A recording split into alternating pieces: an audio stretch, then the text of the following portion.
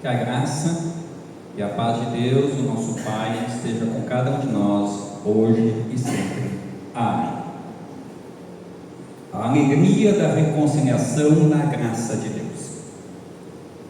Queremos meditar sobre esse tema, pois os textos nos convidam a enxergarmos a graça de Deus renovando a esperança e dando vida para as pessoas.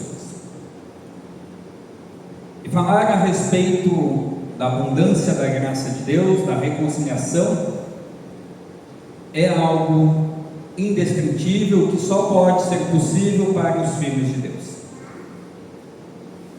Mas antes quero recordar, para que a gente pense a respeito e entenda a questão da abundância da graça de Deus.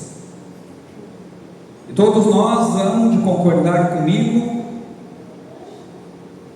especialmente nós aqui da cidade de Macapá, temos algo maravilhoso acontecendo na nossa cidade, pelo menos há um mês.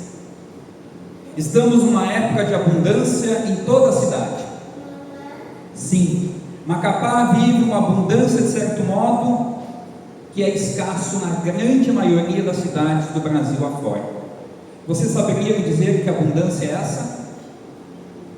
Estamos na época da temporada das mangueiras darem os frutos, e é bem comum nós andarmos pela cidade, seja nos bairros, no centro, aonde nós estivermos, lá podemos facilmente nos saciar com uma manga que caiu no chão, pronta para ser consumida. E é comum nós vermos as pessoas, às vezes parando seus veículos, juntando sacoladas de manga, levando para casa, fazendo polpa, ou simplesmente comendo fruto em natura. Uma abundância que ajuda a saciar tanto a fome das pessoas quanto dos animais. É realmente incrível. E se você andar pelo resto do Brasil, provavelmente ou raramente você vai encontrar uma cidade, seja com mangueiras ou outro tipo de frutífera, que esteja em abundância disposta para a população. Ao andar pelas ruas, é com muita facilidade que nós somos agraciados com este presente vindo da parte da misericórdia de Deus. Digo que é graça de Deus que se renova a cada novo dia. Talvez você nem tenha se dado conta como é maravilhoso termos o fruto das mangueiras à disposição. E ainda sabendo que nós vivemos uma miséria terrível, de modo geral, no nosso estado, onde pessoas não têm muitas vezes o que comer, a não ser a fruta da mangueira que elas podem pegar na rua. É triste nós termos que admitir que é assim em nossa cidade. Vivemos em meio a uma população que de modo geral é muito dura em ajudar aos seus semelhantes. Nós vemos isso de maneira especial também acontecendo dentro da igreja. São poucas as pessoas que se dispõem a trabalhar realmente pelo reino de Deus.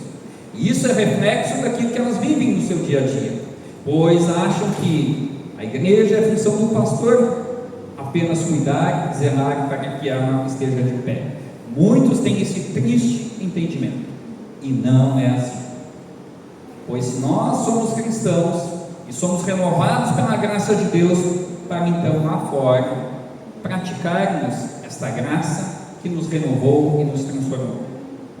Também neste quarto final de semana, no período da quaresma, ao lermos os textos indicados para o culto, vamos perceber que também a graça do perdão está estampada em cada um dos textos. Tem dúvida? Abra o Salmo 32, que nós lemos há pouco, e veja como é maravilhoso o que está sendo dito lá. Um alimento indispensável ao pecador. Esta graça e a certeza de que o próprio Jesus nos lembra no Evangelho de João 14, versículo 2, que diz: a casa do meu pai há muitos quartos, e eu vou preparar um lugar para você.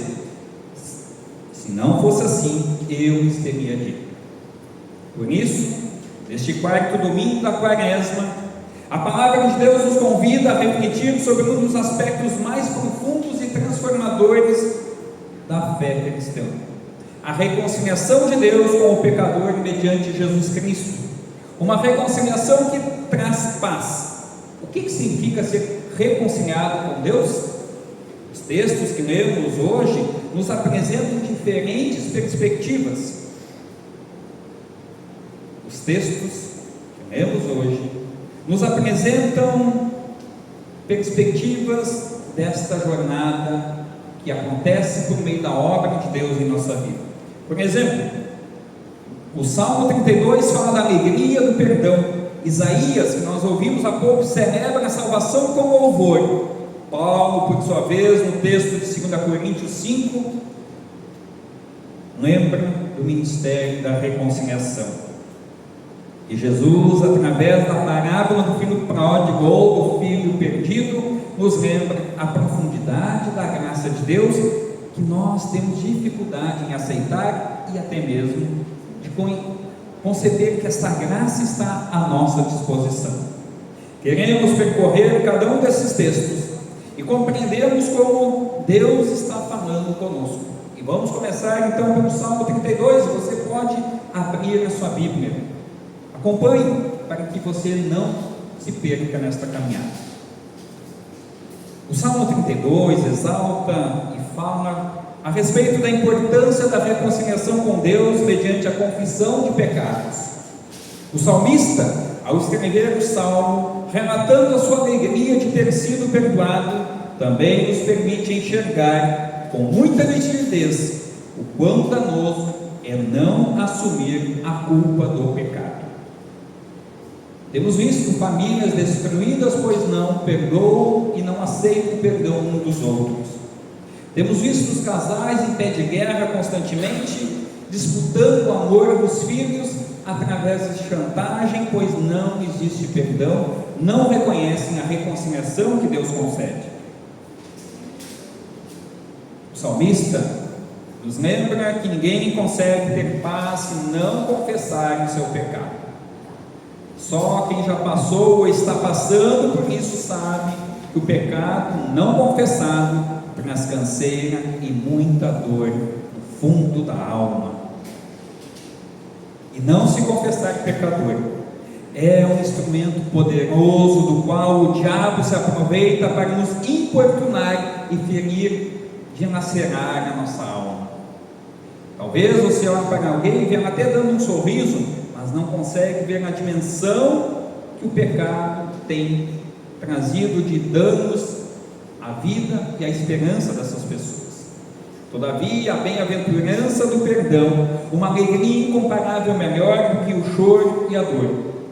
Com o perdão até podemos chorar, mas não é um choro de dor, mas um choro de alegria.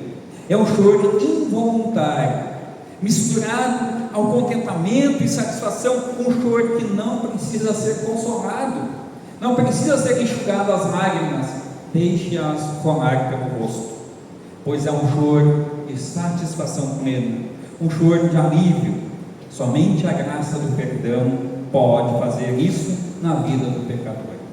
Você vendo o texto do Salmo, há de recordar e acompanhar comigo quando os versículos 3 até o 5, Davi diz: enquanto não confessei o meu pecado, eu me cansava chorando o dia inteiro. De dia e de noite tu me castigaste, ó Deus, e as minhas forças se acabaram, como o sereno que seca no calor do verão. Então te confessei o meu pecado e não escondi nada, não escondi a minha maldade. Resolvi confessar tudo a ti, e tu perdoaste todos os meus pecados. O Salmo 32 exalta a felicidade daqueles que recebem o perdão de Deus. O salmista declara: feliz aquele cujas maldades Deus perdoa e cujos pecados Ele apaga.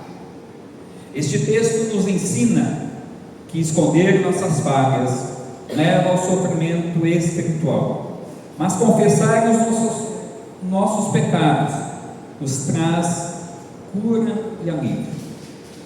Quantos irmãos, quantos amigos, quantas pessoas que nós conhecemos estão morrendo espiritualmente e fisicamente, pois o pecado lhe resseca os ossos.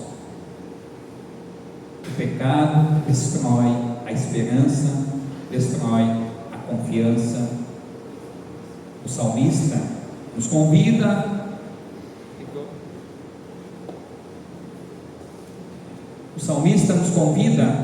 a observarmos que quando o pecado é confessado, quando o pecado é apresentado na presença de Deus, ele deixa de causar machucados em nossa alma.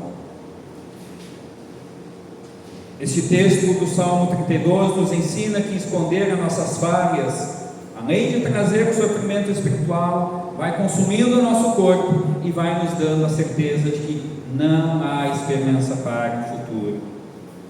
Deus é aquele que nos cerca de alegria com cantos de livramento. Quem se sente perdoado pode sim cantar e exaltar a Deus sem medo, mostrando que o perdão divino transforma tristezas em alegrias. Como podemos aplicar isso em nossas vidas? Bom, o primeiro passo é fazer aquilo que acabamos de fazer no começo do culto: confessar-se perante Deus. Sem arrependimento não existe vida. Grave isso em vosso coração. Tenho dito e repito: a vida verdadeira só começa com Jesus, nos limpando o pecado com seu sangue derramado na cruz, sangue precioso. O perdão de Deus não é algo distante, é uma realidade que está ao nosso alcance quando nos humilhamos e reconhecemos nossa necessidade de redenção. Na Quaresma, somos desafiados a refletir e confessar os nossos pecados, falhas, recebendo com perdão a graça de Deus. Por sua vez, temos o texto de Isaías 12, agora convido para que você abra no texto de Isaías 12 e acompanhe, que nos traz um cântico de louvor a Deus. Isso porque o Senhor está com ele toda a fonte de vida e esperança para a vida de todas as pessoas. Se no passado o pecado do seu povo tem triturado, machucado, dilacerado a esperança de todos e também a nossa esperança, que até mesmo os nossos ossos se gastam, dando-nos a sensação de que não existia salvação, mas agora, em meio às dificuldades do povo, Isaías convida o povo a repensar as suas vidas e olhar para a frente. Não tem como nós consertarmos o nosso passado, a não ser: Senhor, eu pequei, transforma a minha vida, renove a minha esperança, a minha convicção. E esta confissão nos enche de esperança e confiança para olharmos para a frente, para um caminho que ainda vamos percorrer, que mesmo em meio às dificuldades, os tormentos, as perseguições, não pode mais nos esmorecer, mas sim nos encherá de esperança e convicção de que vale sim a pena continuar ouvindo a voz do bom pastor Jesus e nele encontrar a paz que pode nos encher e nos enche o coração, nos deixando jubilantes de felicidade. A alegria daqueles que bebem da fonte da vida é única. Nada no mundo, nenhuma sensação é tão significativa que pode ser comparada com relação à paz que vem de Deus. Ninguém consegue ter um genuíno sabor de cantar louvores a Deus sinceramente se não estiver cheio do perdão de Deus. E é por isso que eu sempre insisto com todas as pessoas: nunca deve chegar atrasado ao culto, deve se esforçar para chegar com antecedência, nunca deve desperdiçar a oportunidade de confessar-se pecador e receber a notícia de que por causa de Jesus o perdão nos é garantido. Sinceramente, se não estiver cheio da graça do perdão, não há vida nem esperança. Isaías diz, conforme o versículo 2 e 5 e depois o 6: pois o Senhor me dá forças e poder, Ele é meu Senhor. Cheio de alegria, todos irão até as fontes e beberão da água que os salvará. Naquele dia todos cantarão esta canção: louvem o Senhor, gritem pedindo a ajuda de Deus, digam a todos os povos que Ele tem feito, e anunciem a sua grandeza. Cantem hinos de louvor ao Senhor, pois Ele fez coisas maravilhosas. Que o mundo inteiro saiba disso, pois o santo e poderoso Deus de Israel mora no meio do seu povo. O profeta celebra a restauração do povo de Deus, anunciando que o Senhor é a nossa força e salvação. Por isso, todo cristão luterano e todos que confiam na graça de Deus reconhecem mediante as palavras bíblicas os feitos de Deus que bondosamente são visíveis em Jesus Cristo, o homem Deus que morreu de braços abertos para perdoar os nossos pecados, e que enquanto zombavam dele, clama a Deus em nosso favor, dizendo: Pai, perdoa-lhes, pois não sabem o que fazem. Então, logo, todo pecador que reconhece a obra de Jesus Cristo para a salvação da humanidade, naturalmente se enche de gratidão, e essa gratidão nos inspira a viver uma vida que glorifique a Deus. Esse louvor não é apenas individual, mas é comunitário, pois ele se estende além do nosso ser, ele contagia outras pessoas. Uma igreja que é chamada a proclamar as maravilhas de Deus ao mundo que dorme e precisa ser despertado. Por sua vez, agora convido você também a acompanhar o texto 2 Coríntios, capítulo 5, versículo 16 a 21, que nos lembra que em Cristo somos nova criação. Ele diz, conforme o texto 2 Coríntios 5,17: quem está unido com Cristo é uma nova pessoa, acabou-se o que era velho e já chegou o que é novo. A reconciliação realizada por Cristo é um ato central da obra de Cristo. Deus nos reconciliou consigo mesmo e agora nos confia o ministério da reconciliação, para que esse seja anunciado para outras pessoas, a fim de que o mundo inteiro saiba que Deus não está mais zangado com o mundo, mas quer que este mundo que hoje ainda não o conhece, venha a conhecê-lo por meio de Cristo Jesus. E esta obra de anunciar o Evangelho, Deus concedeu não a anjos, mas a pecadores, restaurados pela palavra de Deus. Nós não fazemos mais as coisas por nossa vontade. Por causa de Cristo, agora nós fazemos as obras como um reflexo de uma vida que é transformada por causa de Jesus Cristo. E é uma vida não com dores e amargor por servir a Deus, mas com entusiasmo, com alegria. Este novo viver, que em meio aos milhões de sofrimentos que nós ainda enfrentamos no mundo, continua altivo e cheio de vida e esperança. A vida é uma vida que não se agarra mais ao passado, mas nos leva a termos um olhar para um futuro bem próximo, aonde somos chamados pela palavra de Deus a enxergar que as promessas de Deus continuam se cumprindo dia após dia. Antes de termos fé, nós não sabíamos disso, mas agora, por causa da fé, esta vida real é possível. Temos por meio da fé o olhar que já vislumbra uma eternidade, que se morrermos agora, já não nos desesperamos e nem ficamos desesperados por alguém que tomba, que sabemos que está na fé. Ainda podemos dizer: combati o bom combate, e agora, estando na presença de Deus, poderá desfrutar das alegrias da vida eterna. Essa esperança nos faz, em meio aos pecados que ainda cometemos, poder confiadamente dizer: Senhor Deus, sim, eu pequei, mas confio que teu Filho, o meu Redentor, vive e que ele já pagou o preço da minha maldade. Por isso a minha causa está nas mãos de Jesus, que a resolverá contra o diabo que tem me acusado incessantemente. Como Jesus é o perfeito advogado, tenho certeza que a minha causa é ganha pela obra que Jesus realizou.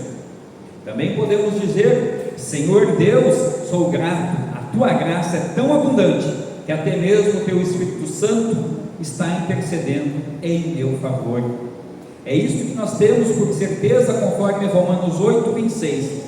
O Espírito de Deus vem nos ajudar na nossa fraqueza, pois não sabemos como devemos orar, mas o Espírito de Deus, com gemidos que não podem ser explicados por palavras, pede a Deus em nosso favor. Que doce alegria! Por isso podemos dizer perfeitamente, também conforme Romanos 8, versículo 18: eu penso que o que sofremos durante a nossa vida não pode ser comparado de modo nenhum com a glória que nos será revelada no futuro. Que abundância e fartura da graça divina, que não se cansa a renovar a certeza de que nós não estamos perdidos neste mundo, mas temos Deus em Cristo Jesus que nos guia como um bom pastor conduz um rebanho.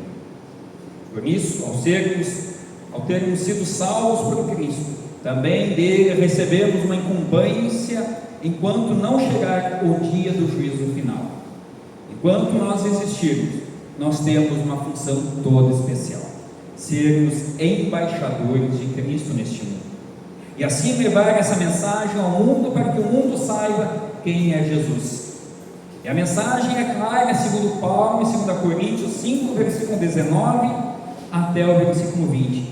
Paulo nos diz assim: Deus não leva em conta os pecados dos seres humanos, e por meio de Cristo Ele está fazendo com que eles sejam seus amigos. E Deus nos mandou entregar a mensagem que fala da maneira como Ele faz com que eles se tornem seus amigos. Portanto, estamos aqui falando em nome de Cristo, como se o próprio Deus estivesse pedindo por meio de nós. Em nome de Cristo nós pedimos a vocês que deixem que Deus os transforme de inimigos em seus amigos.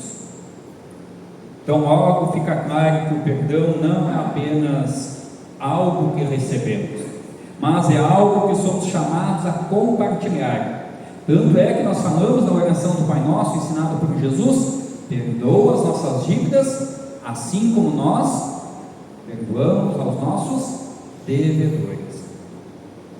Entendendo isso, agora podemos compreender como é grande a graça de Deus, que se coloca como um pai que, além de esperar o seu filho, vai ao encontro, conforme o relato da parábola do filho pródigo, que busca aquele que está perdido. Deus não fica estático esperando que as coisas aconteçam, que o mundo se envolva para Ele, mas Ele vai ao encontro do mundo para salvar ao pecador perdido.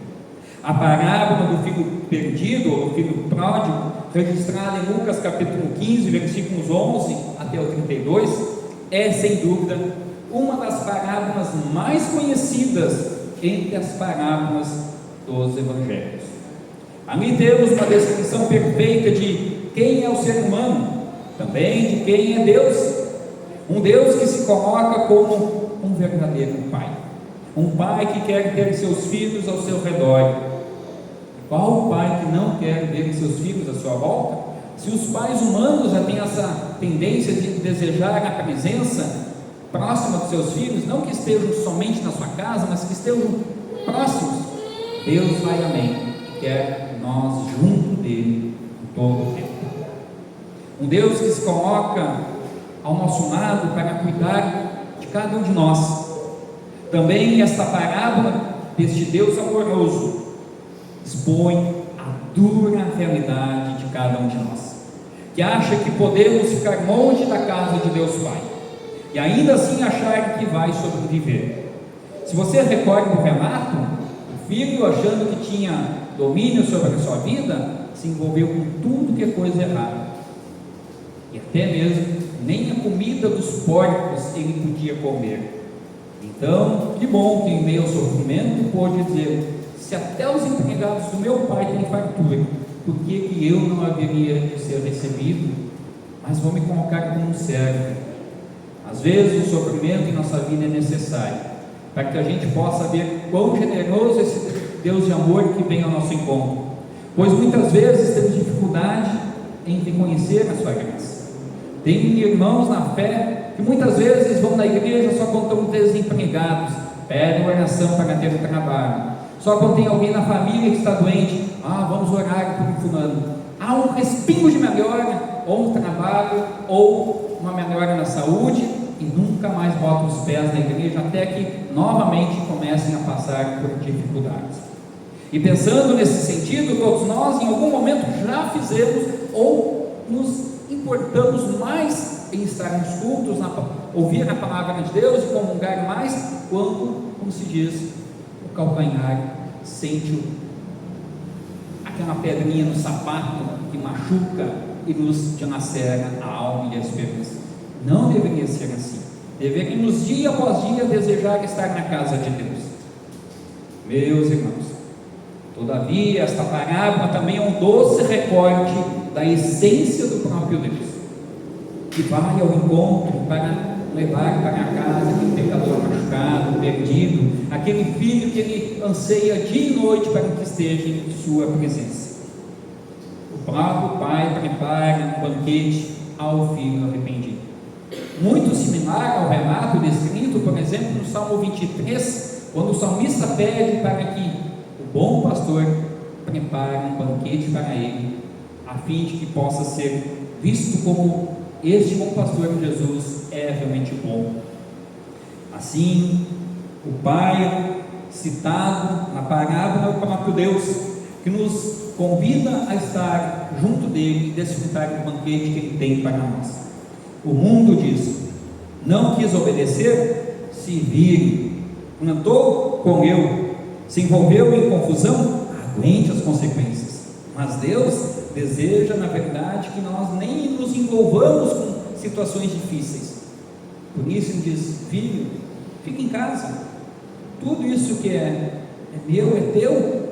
Eu, como teu pai, compartilho do meu amor e da minha graça, para que tu tenha tudo aquilo que você precisa. Aquele filho mais velho não tinha percebido isso. Talvez nós também não percebamos isso. E é por isso que quando nós encontramos alguém que está afastado da igreja, em vez de dizer: e aí, quando é que vai voltar? Puxa vida, mas tu não toma jeito. Em vez de dizer isso, diga: o teu pai está te esperando, ele quer te abraçar, te acolher, te levar para os braços dele, e de lá você não deve mais sair. Convide aquele que está perdido a voltar para a casa de Deus. Deus quer mudança. Ele quer a nossa reconciliação e assim nos dar a alegria da sua graça. A situação do filho é desesperadora, assim como a situação de todo o pecador. O filho pródigo rejeitou tudo que era bom e agradável aos olhos do pai. Onde o filho acha que teria dignidade, só obteve sofrimento. Assim como nós conhecemos irmãos na fé que acham que estar na casa de Deus é perda de tempo. Olha o que eles têm comido por aí afora: miséria e sofrimento, miséria e sofrimento, sempre se repetindo o mesmo ciclo. Onde o filho achava que pode encontrar alegria no mundo, só vai trazer indignidade a si e envergonhar aos seus familiares terrenos. A paz e o repouso seguro estão na casa de Deus. E este é o melhor lugar do mundo para se estar, não tenha dúvida disso. É imprescindível retornar ao Pai com arrependimento. E Deus, em vez de nos rejeitar, Ele nos aceita de volta. A exemplo da parábola, Deus nos convida a retornar ao Pai com confiança, sabendo que na sua graça nós somos transformados e somos restaurados. Não em parte, mas por completo. Além disso, somos chamados a imitar o coração do Pai, demonstrando graça e reconciliação com aqueles que estão ao nosso redor. Amados, os textos de hoje nos revelam a beleza da reconciliação e o poder da graça de Deus. E neste período de quaresma, nós possamos confessar nossos pecados com sinceridade e sem duvidar, louvar o Senhor pela salvação, viver como embaixadores da reconciliação e nos identificar com a parábola do filho pródigo, retornando ao Pai com confiança e alegria. Que Deus nos fortaleça para vivermos como seus filhos restaurados e testemunhas do amor redentor de Cristo. Que nunca falte a abundância da sua graça e bondade. Amém.